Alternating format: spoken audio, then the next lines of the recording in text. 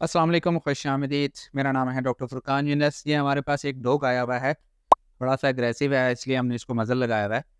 तो बेसिकली इसको ज़ख़म है काफ़ी टाइम से। मैं आज आपको जो कॉमन गलतियाँ आप करते हैं और दूसरा कैसे आपने वाउंड को साफ़ करना है, कैसे उसको मैनेज करना है, वो बताऊँगा।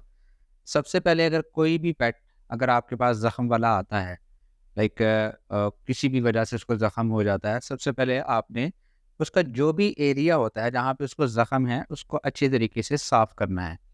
उसको कैंची से कट कर लें, मशीन से कट कर लें, ताकि जो आस-पास के बाल हैं, वो उसको कंटामिनेट ना करें। पहले तो एरिया अच्छे तरीके से कट कर लिया, जब वो साफ़ हो जाएगा, उसके बाद आप कोई भी एंटीसेप्टिक यूज़ कर सकते हैं, ख़ासतौर पे पायोडीन या क्लोरहेक्सिडीन का सॉल्यूशन यूज़ कर सकते हैं।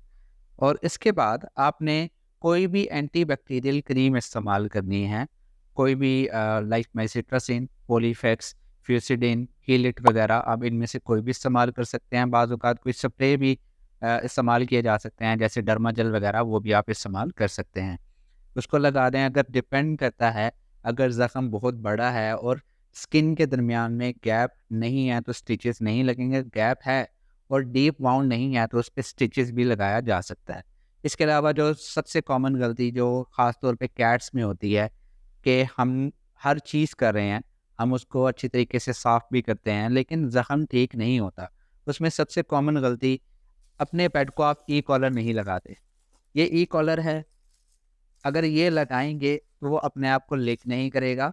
तो जब लिक ही नहीं करेगा, क्योंकि इनकी जो ज़ुबान होती है वो खुरदरी होती है।